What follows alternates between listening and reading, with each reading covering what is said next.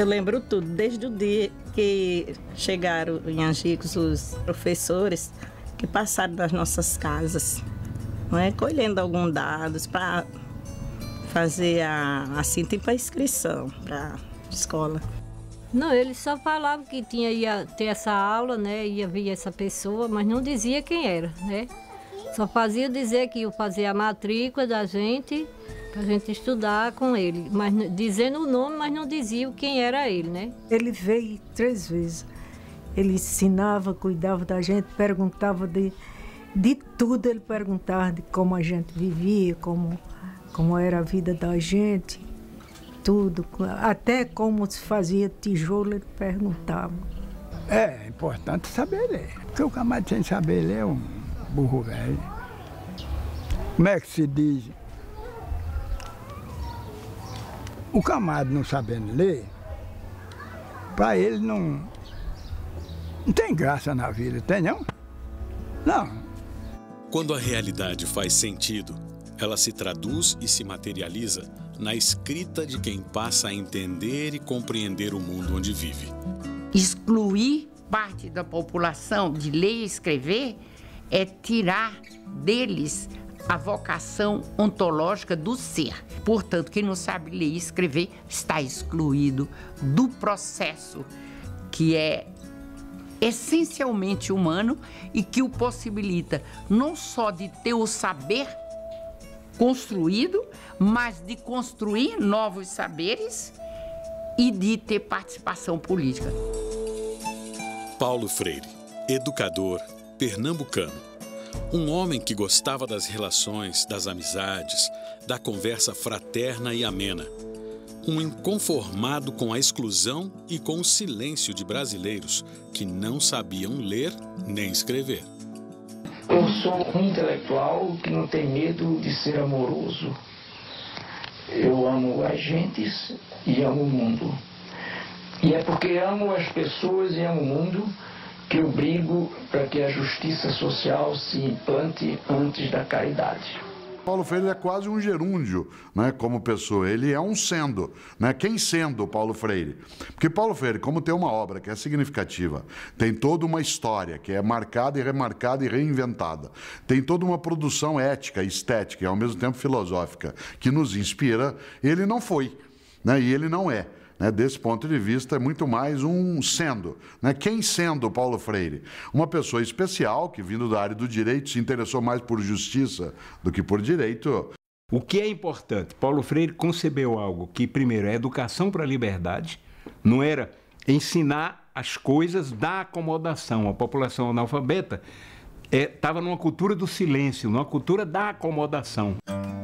Paulo Freire, um apaixonado pelo conhecimento e pelo ser humano, percebeu e desenvolveu um método simples, uma forma de relacionar o aprendizado da escrita com a leitura do mundo. Ele chama a sua empregada doméstica, Maria, e faz o primeiro exercício com ela.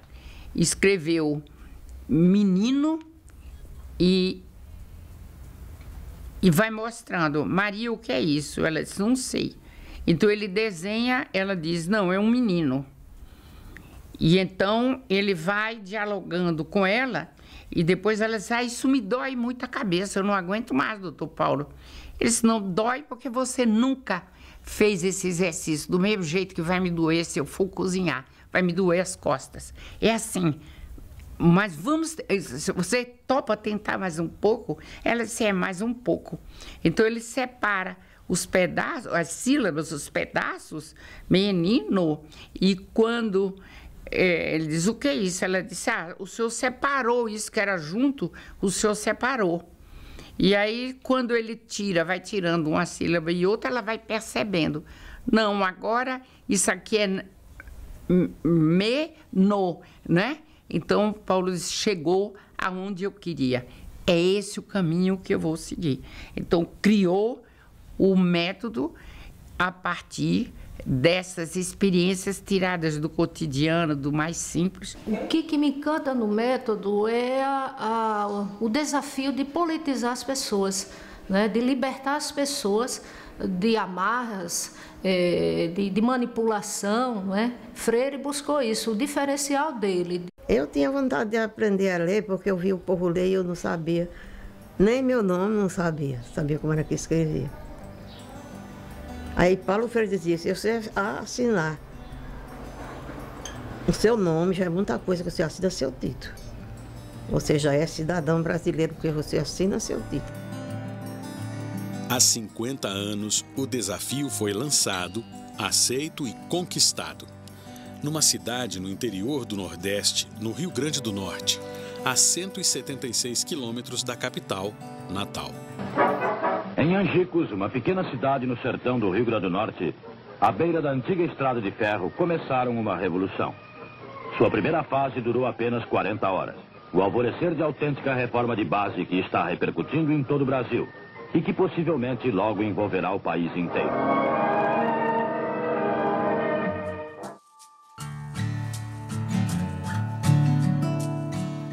Paulo Freire, educador, ainda na década de 50, criou o método 40 horas. Um processo de mudança pedagógica vasta e profunda. Angicos foi a voz dos nordestinos. Um projeto de cultura popular, de respeito às tradições, à cultura e aos saberes do povo. Um instrumento de transformação social.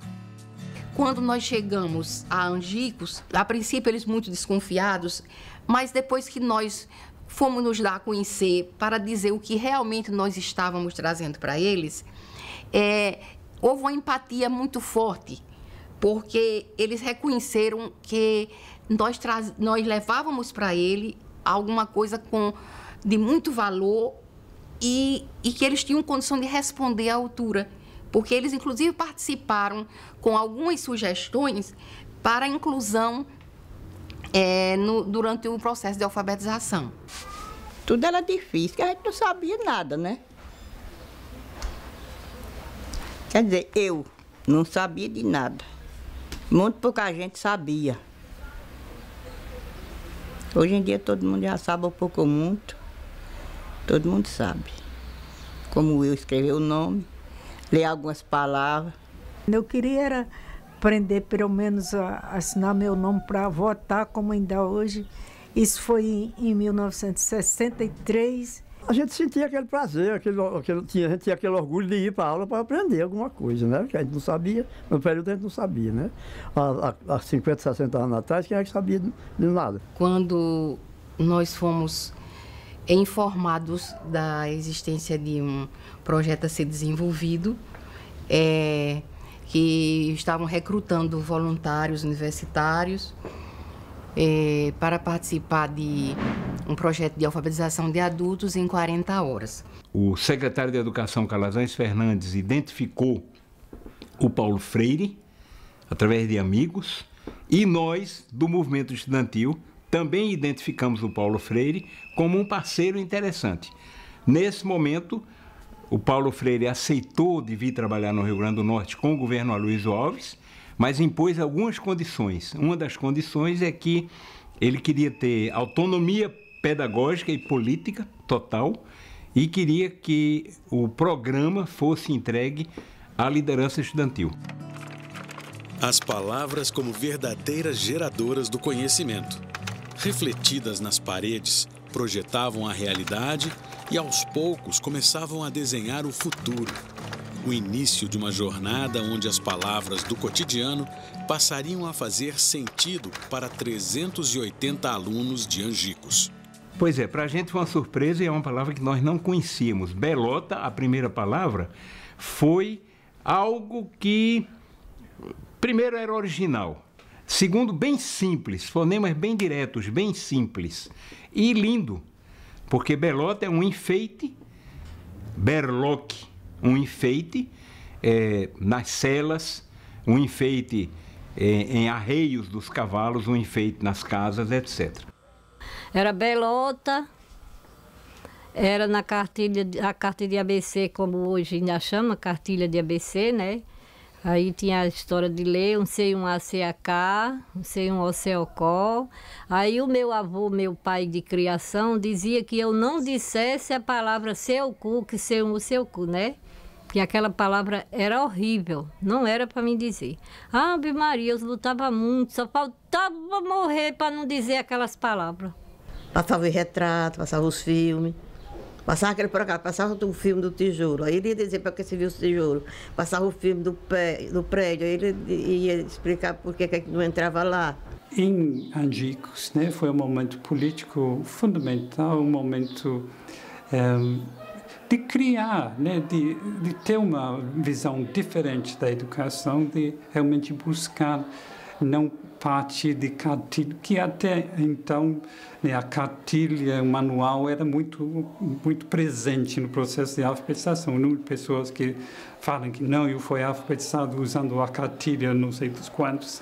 O método que nós desenvolvemos a partir, inspirado, digamos assim, nas ideias Paulo Freire, nós considerávamos o universo vocabular do aluno, ou seja, o local onde eles viviam, mas nós considerávamos todas as outras questões que diz respeito a qualquer método no sentido de alfabetizar. E para nós, o entendimento da filosofia freiriana, que orienta a prática do educador, fincada nessa leitura de mundo, na compreensão que o aluno tem, que o educando tem, da vida dele, da realidade social, para que ele releia essa realidade e ele se aproprie de novas leituras e novas compreensões. Para isso, a gente selecionou mais ou menos 13 a 16 palavras geradoras, que progressivamente têm os fonemas que nos permitem de aprender a ler e escrever toda a língua brasileira.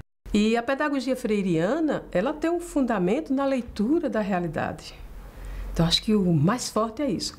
E a dialogicidade, não é o diálogo entre o que sabe e o que não sabe, mas a relação dialógica de Paulo Freire, acho que está muito forte. E a prática educativa, que vai partir da reflexão da ação para se transformar em uma nova ação. O alinhamento das sílabas começou a gerar os primeiros vocábulos e, ao final da 4ª hora, as palavras já estavam replicadas no caderno. Quando eu aprendi, a primeira vez que eu escrevi meu nome, 2 palavras que eu gostei de escrever logo no início foi o meu nome, do meu pai e de minha mãe. Quando eu cheguei e mostrei, ela ficou emocionada. Eu disse, mas meu filho, você já aprendeu tanto assim, eu mãe, estou iniciando agora. Porque é muito bom, é a vida da gente. A primeira palavra que eu aprendi foi bota. É um B e um O e um T e um A. Para os alunos, a rotina diária, nem sempre fácil, compensava o prazer de, no fim do dia, descobrir, aprender, compreender. Aí a gente lavava a roupa, engomava e aquele dinheiro a gente comprava o vestir e o calçar. Aí quando era de noite a gente ia para a aula. Escuro, que não tinha essa energia. Aí lá ele ensinava a gente, lá na casa da avó de João Maria Pinheiro, era com aquelas luzes de lamparina, ou então com aqueles farol que tinha aquelas mangueiras que estava querosene. Eu lembro até o cheiro daquela lâmpada que dava umas bombadas para ela manter-se acesa. Eu lembro do cheiro do mato, quando mandava a gente caminhar para fazer aquela filmagem. Filmavam a gente, depois passava na parede, a gente se via lá na tela. Nesse tempo eu trabalhava na roça, né? Aí quando trabalhava dia, quando era de noite, ia para a escola. Como em uma construção, as palavras começaram a erguer o conhecimento tijolo a tijolo e a relacionar o saber à vivência de cada um. Era a consciência do eu sabedor, político e atuante começando a se formar. Quando eu chegava em casa, que às vezes a gente ia lavar roupa, e juntava muita gente no rio lavando roupa. Aí eu dizia, eu acho que essas aulas não vai ter futuro. Porque é uma história que só ensina a gente as coisas bestas, belota, meu Deus, não lembra as outras palavras. Não tá vendo que isso não leva ninguém para ir aprender nada? Mas aí aquilo ali foi só a besteira do pensamento, né? Porque levou com a belota mesmo, levou Maria a chegar hoje onde ela está. Eu me lembro que uma das coisas que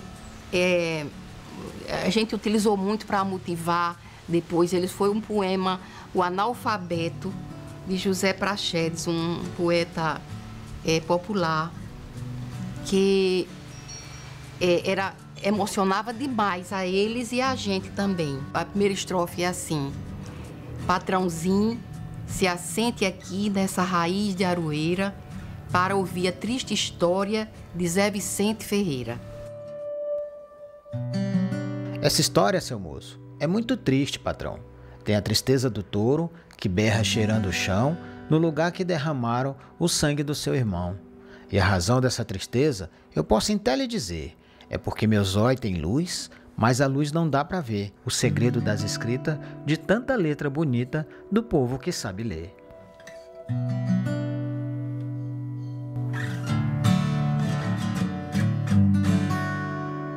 Não é dar aula sobre povo, democracia, mas arrancar deles o que eles pensam. Quem vende o voto é a massa. Povo vota com consciência. Através da educação, dessa educação política, ele queria imprimir isso nas pessoas, de que as pessoas participassem mais da vida na sociedade, né? O presidente da República, João Goulart, com a presença de vários governadores do Nordeste, participou do encerramento das 40 horas. A aluna mais idosa, Maria Hermínia, entregou cartas escritas pelos participantes do curso ao presidente. Assim se formava a primeira turma de Angicos.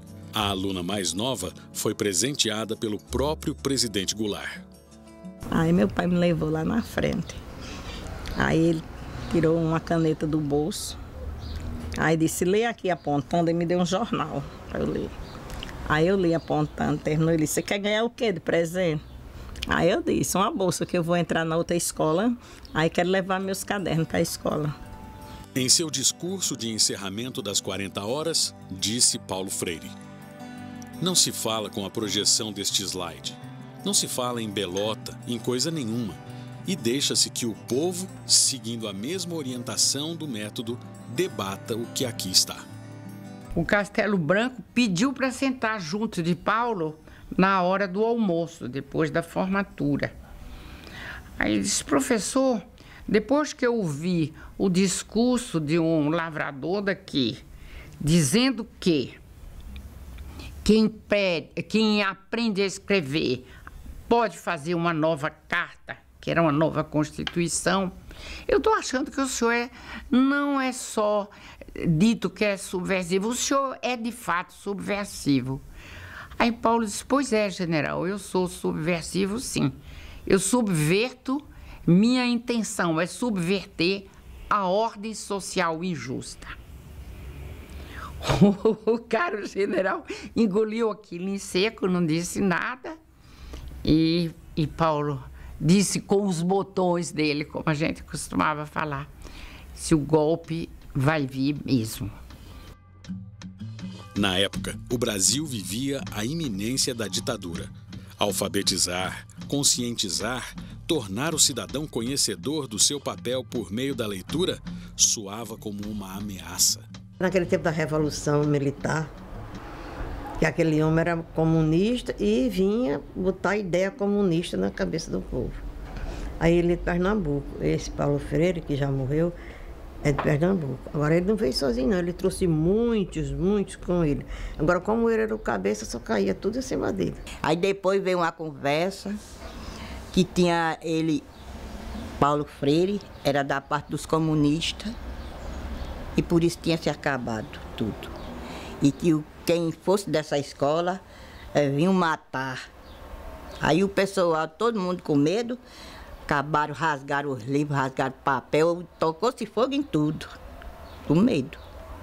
Os alunos foram ameaçados de terem sido manipulados por uma experiência qualquer comunista que pretendia subverter a ordem. Nós não víamos nada de maldade naquilo, pelo contrário, nós tínhamos produzido algo que era de muito valor para as pessoas e as pessoas davam conta disso. Mas isso deu um resultado que foi nefasto na época. Nós vimos os colegas presos, Paulo Freire preso, depois exilado, sofrimento muito grande das pessoas e das famílias. E nós fomos aconselhados a não nos encontrar mais. Terminou sendo um momento, né, por mais contraditório que seja, né, o momento em que ele teve, né, indo para o Chile, e quando ele consegue realmente elaborar melhor as suas ideias, então, por escrito. A filosofia de ensino Paulo Freire colocou a educação como um espaço de transformação social e hoje está difundida no Brasil e no mundo. Paulo Freire foi um grande educador. Deixou uma contribuição enorme para nós brasileiros. Eu acho que nós ainda não conseguimos desvelar o verdadeiro Paulo Freire e a mensagem que ele trouxe para nós. Eu acho que Paulo Freire foi embora muito cedo. E a gente precisa recuperar esse Paulo Freire. Paulo Freire era um otimista crítico. Nem ele era um pessimista ingênuo, que é aquele que achava que o que a gente pode fazer, a vida é assim. Aliás, se ele assim pensasse, ele não teria feito o que fez. Nem ele era um otimista ingênuo que achava que a escola e a educação por si faria qualquer coisa. O que mais define a postura dele em relação a isso é a clássica frase: a educação e a sociedade não mudará sem a escola, né? Mas a escola sozinha não muda a educação. A Maria foi uma coisa mais importante do mundo, rapaz. Se eu não soubesse nada, qual era de mim?